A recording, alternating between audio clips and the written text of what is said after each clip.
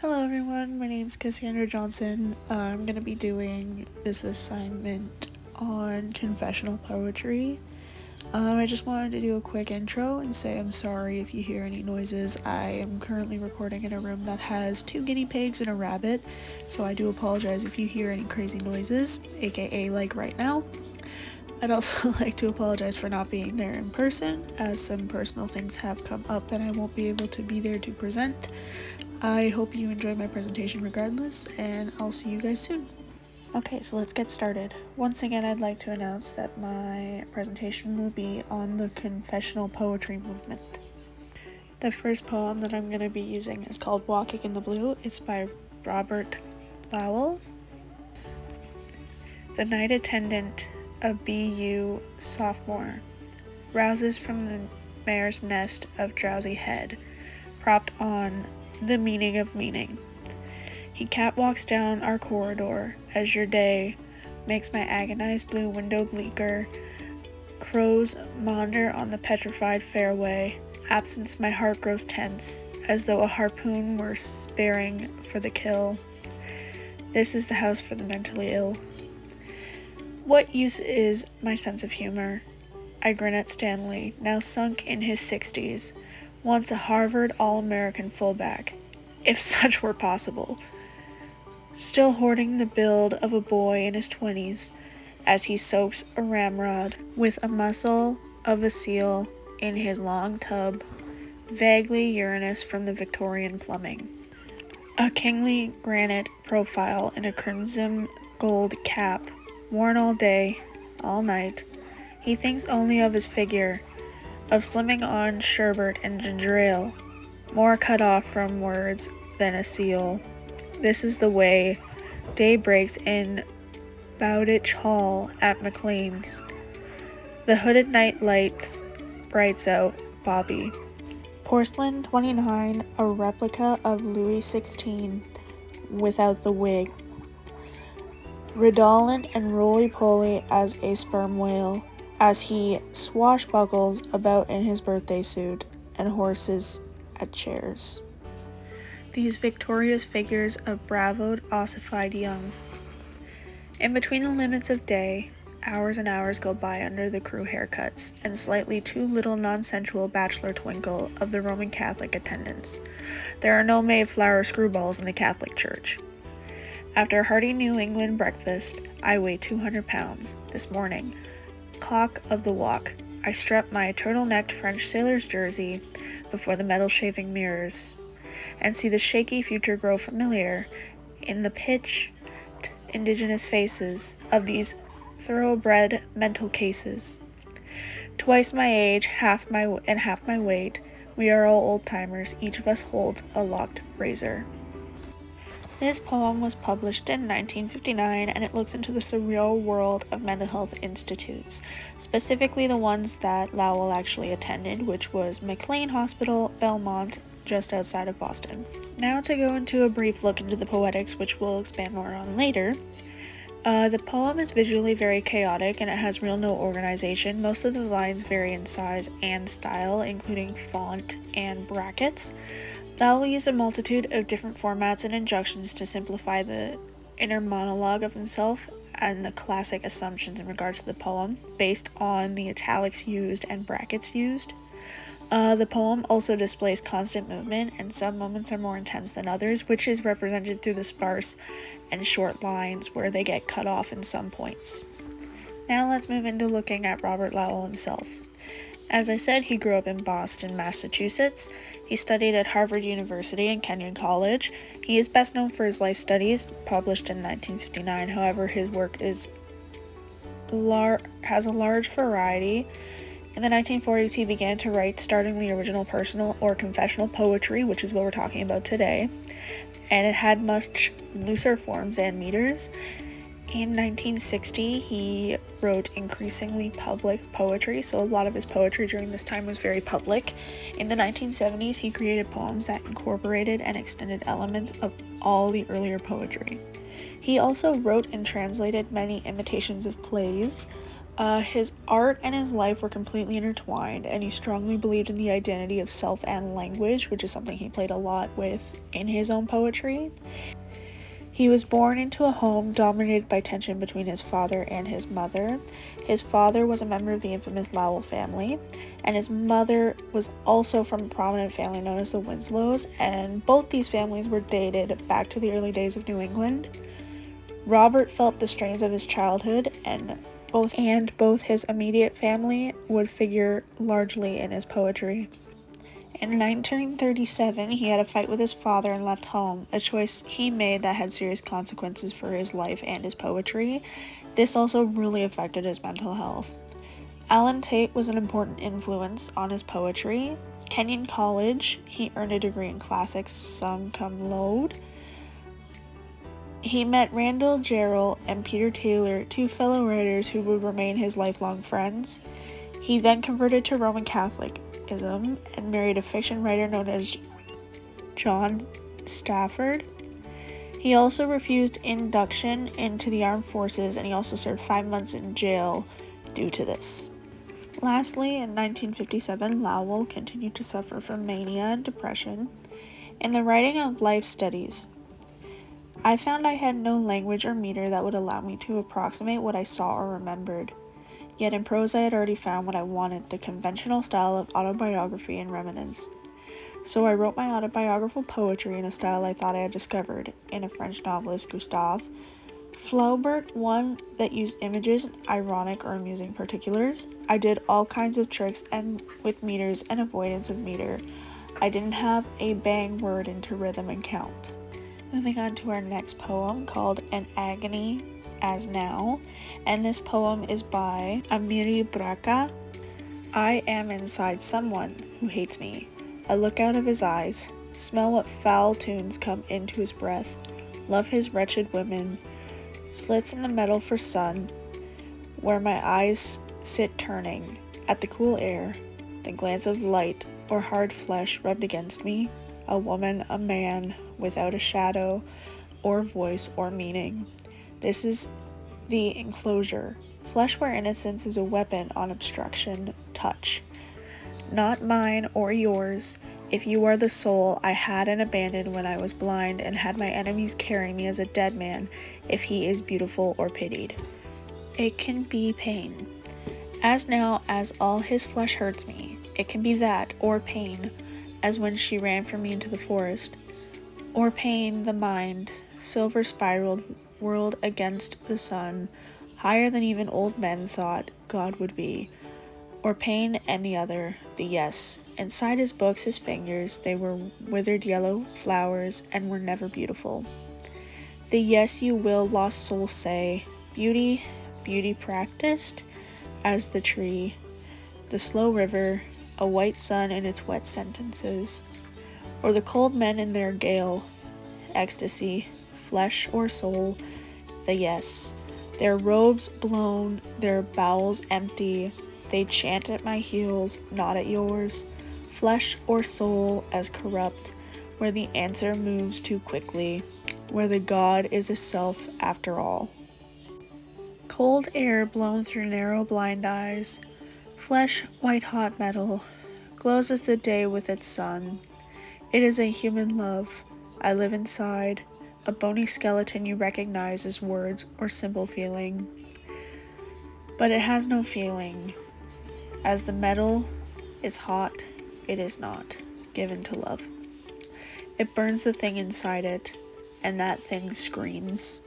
Amiri Baraka is a poet, writer, teacher, and political activist. He was born Eviat Rajoy Jones in 1934 in New York, New Jersey.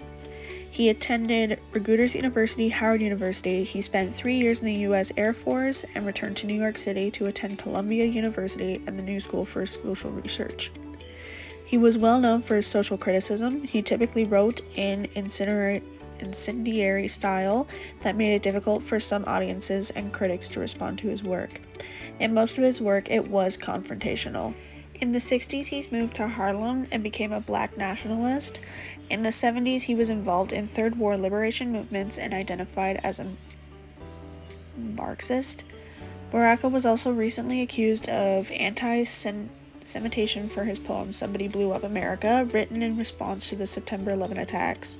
He also believed in poetry as a process of discovery rather than an exercise to fulfill traditional expectations. He was married to his co-editor, Haiti Cohen, from 1960 to 1965. His first play, A Good Girl Is Hard to Find, preface to a 20-volume suicide note, Baraka's first published collection of poems appeared in 1961. In Home Social Essays, and published in 1966, he explains how he tried to defend himself against their accusations of self-indulgence. Moving on to a little overview of what this poem is. The poem discusses his own personal state of dilemma based on his own personal conditions. The poem was published under the name Leroy Jones in the Dead Lecturer Poems in 1964. Moving on to a brief poetic analysis. The poem is visually organized much more than the other. Most of the lines are similar in size and style and is consistent throughout. The poem also used a tab in the 5th stanza, making the stanzas start a different physical location than the rest of the poem. He uses brackets to signify a different moment from just speaking inner thoughts and continue to race, adding more and more on top of itself. Now we're going to take a step back into the close reading of Walking in the Blue. So for the first stanza, this stanza has 8 physical lines, and each line does vary in size and font, which makes the piece appear chaotic. Ruses from the mere nest of his drowsy head propped the meaning of the meaning. This line in particular shows a difference in mental state of the speaker. Following this, we go into the second part of the stanza, where brackets are used to signify his own mental state, which is absence. My heart grows tense, as though a harpoon were sparing for the kill. This is the house for the mentally ill. It also has a rhyme, which is honestly kind of unique, considering most of his other sections of the poem do not have a rhyme at all. I would also like to pinpoint this kind of gives it a taunting meaning, as if everything isn't as what it seems, so it gives a little bit of suspense from my perspective. Moving into the second stanza, this stanza has 22 physical lines, once again each vary in size and font, which makes the piece appear chaotic. Most of the lines are sparse and quick representation of the constant movement in his mind, typically suffering from mental illness. If such were possible is an example of this, as it is in brackets. It also shows off that he is speaking through his head rather than verbally, because this poem is more focused on visuals rather than spoken words, so this is him genuinely speaking. Continuing with this second stanza, he thinks only of his figure of slumming on sherbet and ginger ale. So the dashes kind of represent as a pause, so when you're thinking of something, it kind of shows that he had a thought and then all of a sudden it switched to something else, and it gives the illusion of halted speech. Finally, for the second stanza, a replica of Louis XVI without a wig. This is just another example of the halted speech, and it's also a kind of a way of him representing his brain patterns. It also gives a slow, kind of steady development, because he starts from having solid statements to kind of broken up and sparse statements, and now he's even having his statements cut off, which is a kind of interesting play on visuals. So for the third stanza, there isn't really much to talk about, considering this is a one physical line part of the poem. It stands out on its own, which is another thing that I do want to point out. However, in regards to the poetics of the poem and the overall flow, it doesn't really hold a significant value from my perspective, and the only real benefit to this is that it makes something stand out, and you're more likely to remember this line rather than anything else, because it is supposed to stand on its own. So I think it was a unique thing to do, considering the continuous build-up of the poem. It kind of gives a break in the whole sporadic moment of the poem altogether. The fourth stanza has a total of 6 lines. Once again, they all vary in font and size. This is mostly just a section for him to have like a mental moment. So there are no Mayflower screwballs in the Catholic Church. I found this a very funny line, to be honest. It kind of came out of nowhere. It kind of plays into the idea of kind of just a very random thought, considering this is probably a very raw thought that he had upon writing this poem, and I find that a very interesting touch. Okay, so the 5th stanza has 11 physical lines. It once again does play with the size of the lines. The font isn't as important for this, but there is some font changes. The lines do still appear chaotic, but a little less spontaneous. The Poetics here really relies mostly on the line size and punctuation, so there isn't really much to add for this. It doesn't do that much for the progression of the poem, but I think it kind of slows us down from the very chaotic previous section. Okay, and now to move on to the close reading of An Agony As Now.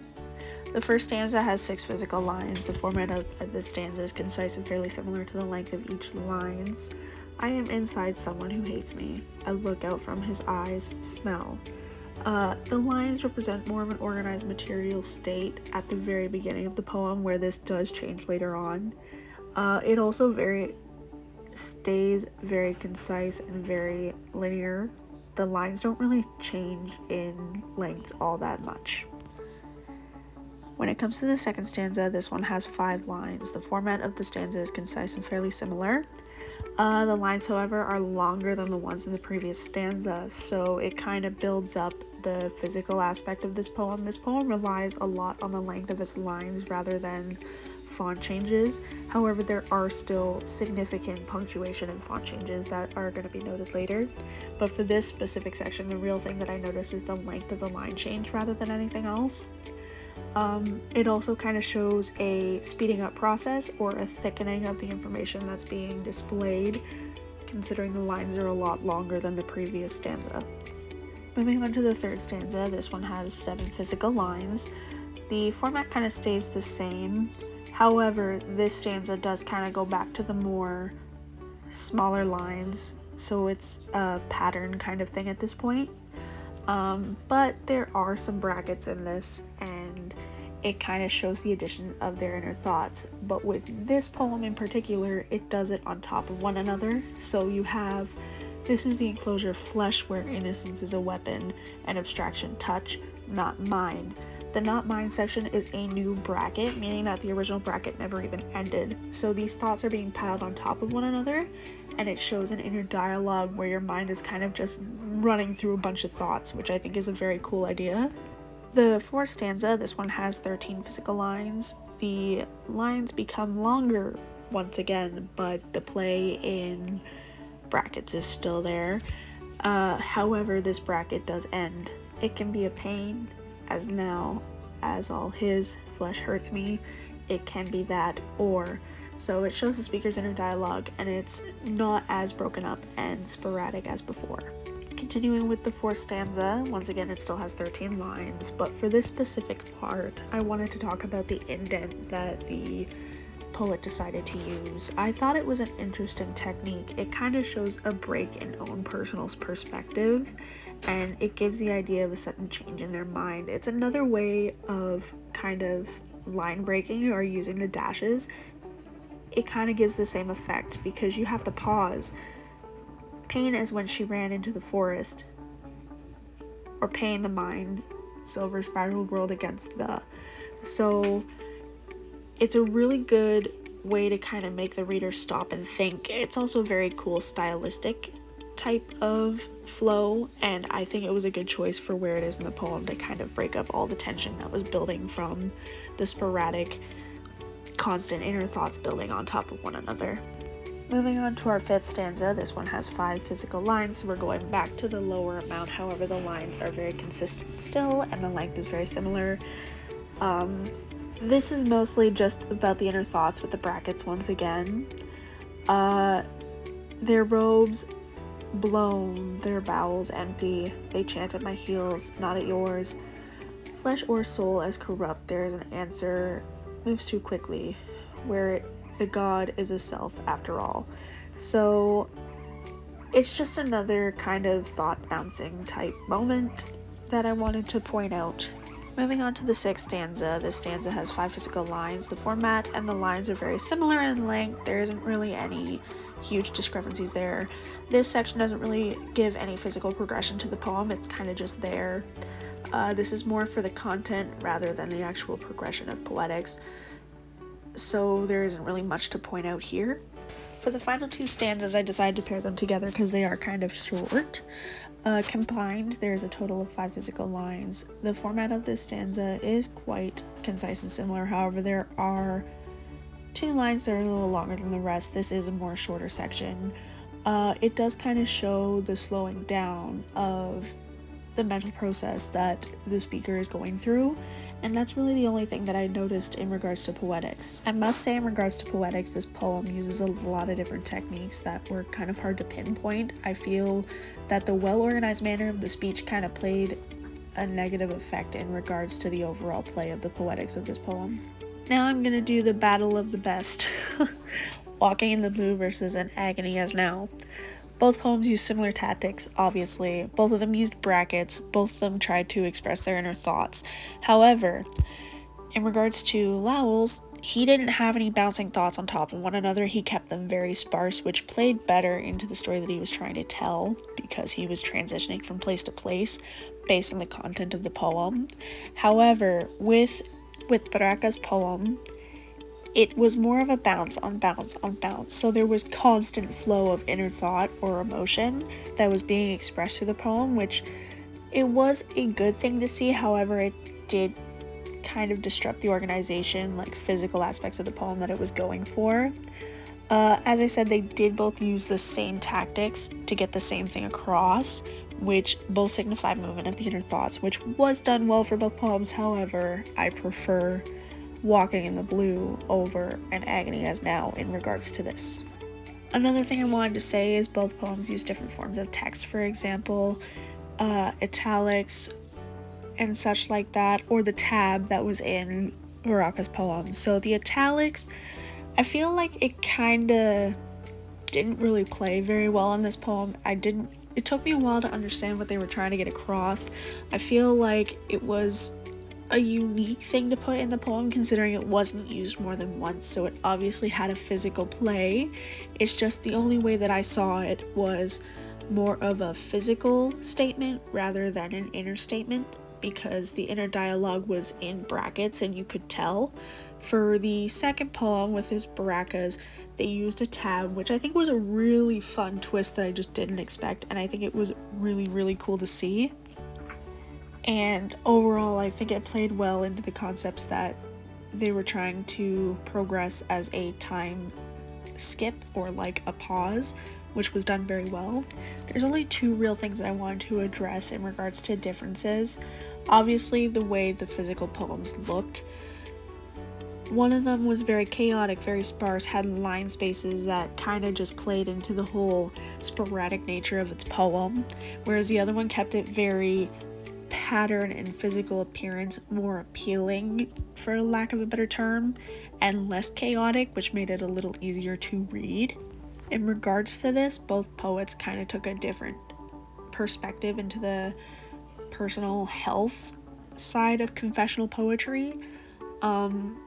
I do think, however, that because they were so different, it was a lot more to explore, and there was a lot of ways that they could explain what they were saying and what they were thinking in ways that were similar yet so different. Because both poems were circled around the mental health state or personal circumstances, they both took different approaches, because one was trying to represent it through the actual physical places that they were at through personal dialect, where the other one was more concise and written in a more organized manner. So I think the real difference was the physical appearance, as this is Poetics, that is kind of the main point here. However, I also do think the context of the poem made these Poetics more important to have the diversity, and I think both did well in progressing into the confessional poetry topic. Lastly, I'd like to thank you all for listening. Once again, I apologize for any noises you heard in the background. The culprits are Spike, Spice, and Butterscotch. They're very loud. I do apologize, but this is the only place I can record. I hope you guys enjoyed. I hope it was informational. I'm sorry that I couldn't be there. I really am. I wish I could have been, but family circumstances kind of took the better of me on this situation. But regardless, I hope you enjoyed, and the following is my works cited.